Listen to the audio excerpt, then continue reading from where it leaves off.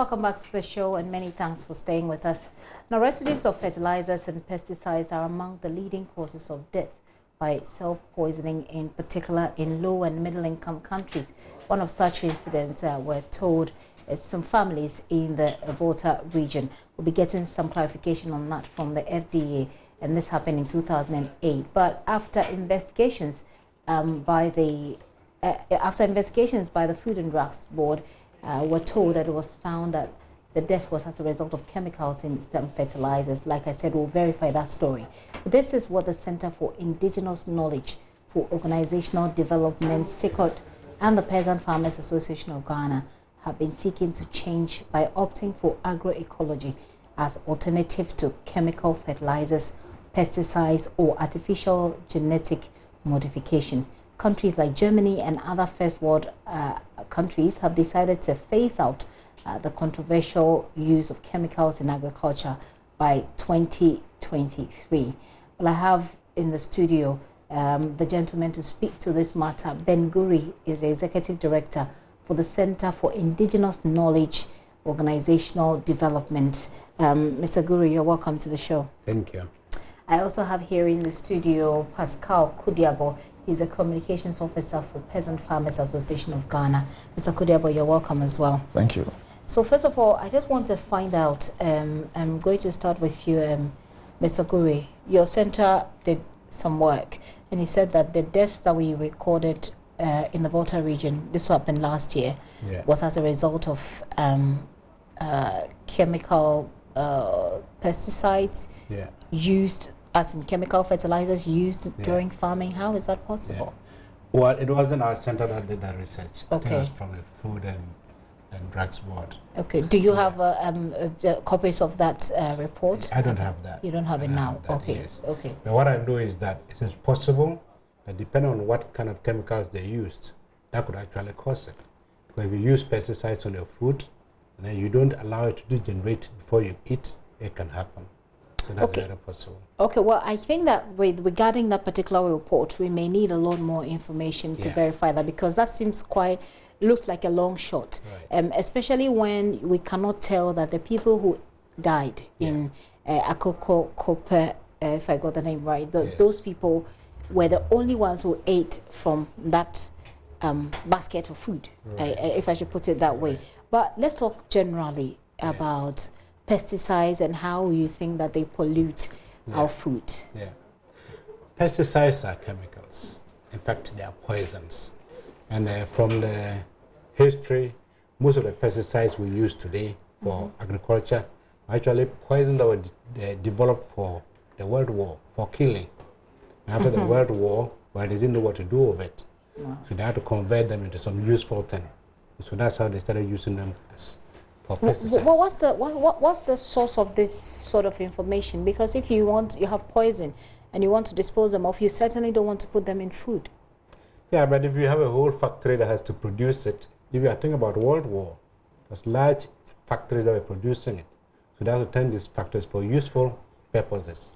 So they converted them into producing pesticides, chemicals for use in agriculture. Are you saying these are let's say, historical information to the development of pesticides? Exactly. It's more from history, yes. More from history. Yes. But we cannot say that is still what happens in these times. Well, no, of course not. I'm just giving the history. That's how it started. Because it started not as something it started as a poison. It created as poisons. But later on, they were being used for pesticides, because it also kills pests. But the same way they kill pests, they can also kill humans. If you take, Can you describe or explain to us the process of this pollution and how it can lead from the farm? I mean, how that pollution can last from the farm through the farm gate to the market, from the market to our kitchens, through the fire, and then on our dining table. How possible do pesticides manage to travel all the way from there to the dining table? I wish I could trace all that very scientifically, but just following simple logic. If you see the way the pesticides are applied, they're sprayed on the crops. And for example, if they're fruiting, and it is applied on the fruit itself, you know, it gets absorbed by the crop. And then if it doesn't degenerate before you eat it, normally you should allow the crop a certain number of days where maybe the sunshine, it helps to break down. But most farmers are not sufficiently educated. So they apply these pesticides and they harvest immediately for the market. Okay. And so directly people have contact with the pesticide. Well, I'm sure there are people who can debate the fact that, well, if you take it through the system, the process that it goes through before it gets to the dining table, it certainly would have removed the residue of pesticides, if there is. Well, I think you need to get a chemist to come and argue about that. Certainly. I'm not a chemist. Certainly, we didn't. No, it's because if we are putting that information out there, then we need to at least provide some basis for people to understand and for people to actually believe that this is. So we'll talk about the proposal that you have, the agroecology that you're talking about. But let me come to Peasant Farmers Association. Maybe you can help us understand so how poison from pesticides can end up on our dinner table. Let me give this scenario. So last year we were at Dambai to meet our farmers on an activity. Okay, so I met this woman who came to buy yam for export. So I asked her, why would you leave? For what I know is that BA to North is the home of yam. Why would you leave that part of the country and come to Volta region to buy yam? And she said, when they send the yam to the European market, they are rejected, especially the yams from BA to North. That's what the farmer told you? That's what the exporter told me. And so she's relocating and coming to Volta region because the chemicals in the yam are allowable and acceptable for the European market. Now, it tells me that the overuse of chemicals in these parts of the country is affecting us, not only on our health, but affecting our economy. Okay, so the point is, there's no problem using the pesticides, but overuse of it. Is that the point you're making with the scenario? We are even advocating for the non-use of chemical fertilizers. We've been introduced to it for a period of time now. We think that it is time to go back to the days of our forefathers when no use of chemical was applied on their lands during farming. We are saying this because now the use of chemical fertilizer over the period reduces the nutritional level in the soil. That's why there is what do they call it, shifting cultivation. Those are the things that we were taught in school. The new trend now is agroecology. Okay. That's a new trend, so that we'll eat healthy meals and grow longer. I see. And that is why even Europe hardly takes food that has high content of chemicals. Yes. Let me come to you again, Mr. Guri. Agroecology, what is this? I'm not very acquainted with that. Yes, agroecology is simply agriculture in which you work with nature. Okay. And not work against nature. Okay. In the so-called modern agriculture, where they use chemical fertilizers and pesticides, you are using artificial chemicals to deal with agriculture. In agroecology, you work with nature. So, for example, we don't come out to kill the pest 100%. We use biopesticides, which would kind of drive away the pests or make them ineffective in terms of damage to the crops. So, agroecology is about working with nature. And for example, if it comes to soil fertility, instead of adding soil chemicals into the soil, you allow natural materials like crop residues to rot and improve upon the soil. So that's the difference between agroecology and the so-called modern agriculture. So that would be like the use of, we're told, I mean, back then when we were doing agric in school, you would be introduced to, let's say, cow dung or black soil, etc. But, I mean, is that an effective way of doing agric or agribusiness? We're looking at the scale at which at the moment we're doing agribusiness. It's large scale. How are you going to get cow dung for about what? 30, I mean, hundreds sometimes of acres. How do we get that? It is a science. It's a science by itself. And I think it's just that probably we haven't been investing enough in it. We haven't doing sufficient research into it. But the challenges that we're having with the modern agriculture now, there's a lot more research going on now. And today, we have factories, even in Ghana, that are producing organic fertilizers that are equally as good as the chemical fertilizers. If you go to Kumasi, There's a factory that produces these fertilizers. And elsewhere, they're being produced in large quantities to be applied. The difference is that in organic farming, or agroecology for that matter, we add the organic matter improves upon the soil over the years. As you apply them, you can keep reducing the application actually, but the soil keeps improving. With chemical fertilizer, you have to keep increasing it every year in order to have the effect. You know. Now let me come to you, Mr. Kudiabo, and let's talk about Planting for Food and Jobs. I believe that most of your members, if not all of them, are a part of it. Yes. How is it going? It's one of the best programs introduced by this government in the agri sector. We can't run away from that. But there are some teething problems when it comes to the supply of fertilizer. We know the issue of smuggling. We know the issue of late supply of seeds, especially. And when you talk about seeds, we are also encouraging the local production of seeds and not, import seeds from outside, especially GMO, because we don't want to give business to somebody outside. Let us develop our own and then give job to our people.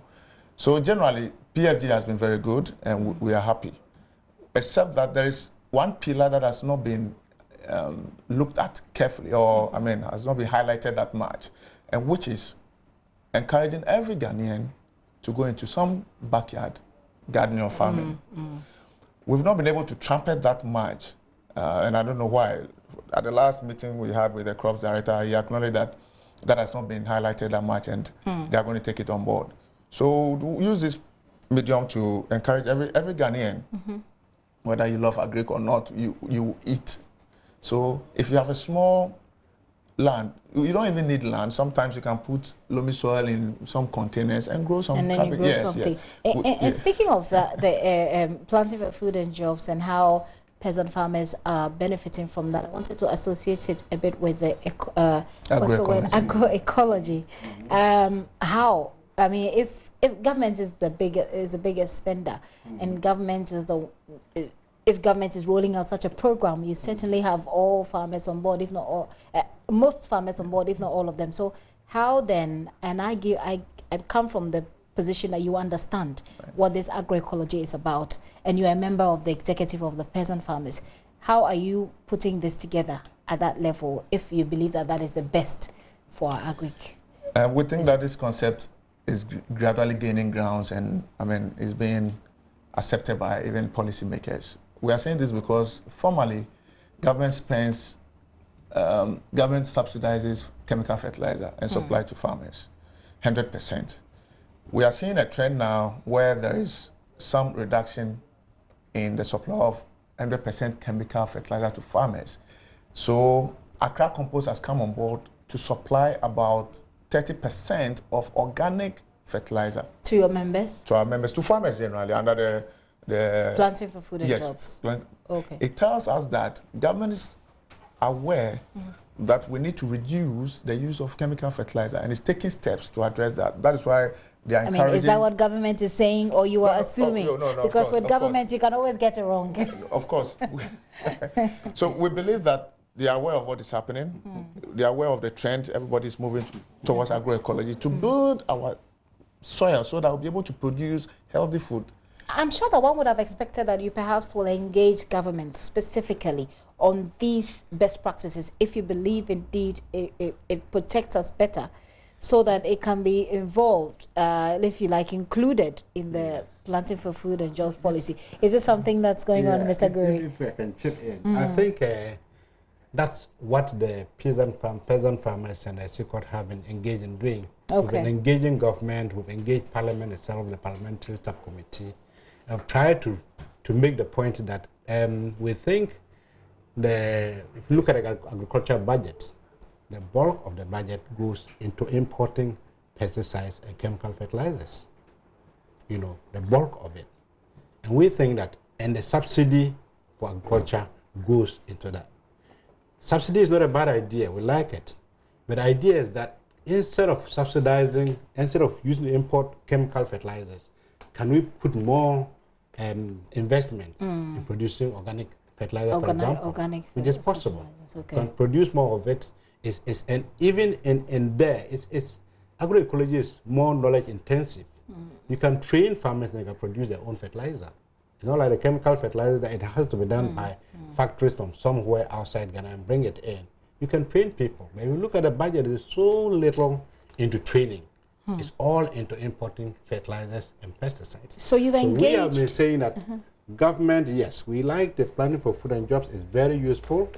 We like the subsidy, but the subsidy should move from the chemical fertilizers more into organic fertilizers. So you've been engaging Parliament, etc. Do you feel that you have persuaded them enough, or is your message hitting the right chords? Well, I think the last time we met with Parliament, we believe they listened to us. Okay. But the fact is that they said they wanted to see hard evidence.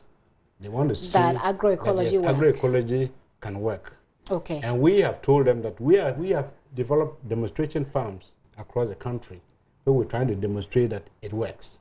So our idea is that we're going to take them one day in a bus and move them around to the various ecological zones where we have these projects going on, for them as policy makers to see that it works. Do you feel they'll ever make time for this trip? And that is even why, sorry to jump in, we are launching the National Agroecology Movement on Wednesday, 11 September. Okay. And we're going to showcase the good side of agroecology.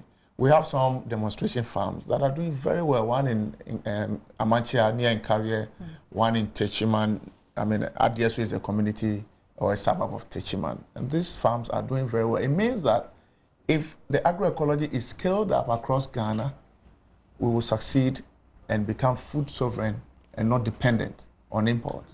I see. Ms. Aguri, I'll take your final word and then I'll come to Mr. Pascal, Mr. Kudiabo as well for his final words on how we proceed, how we make any gains, if there is, from this agroecology process.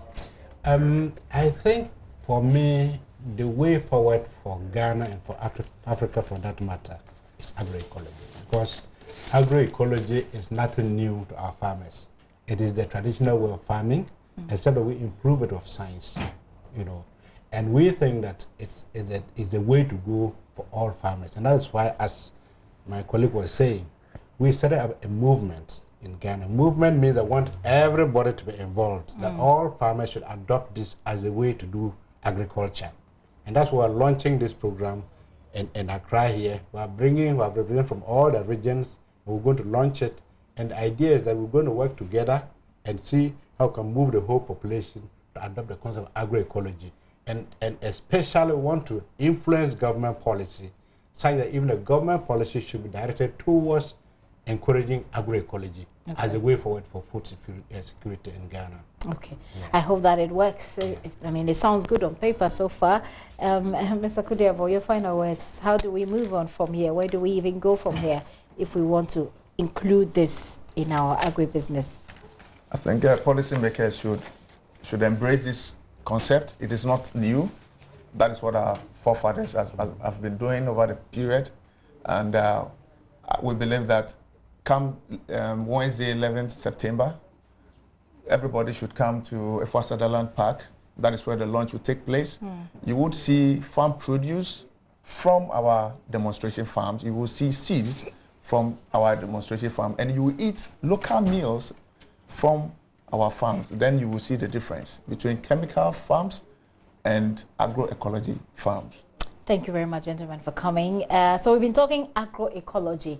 They say it's a way that we move away from over-reliance on pesticides and fertilizers, over-chemicalized fertilizers and pesticides, because they say it some way somehow finds its way from the farm to your dining table. I've been having this conversation with Pascal Kudiabo. He's a communication and media liaison for the Peasant Farmers Association of Ghana.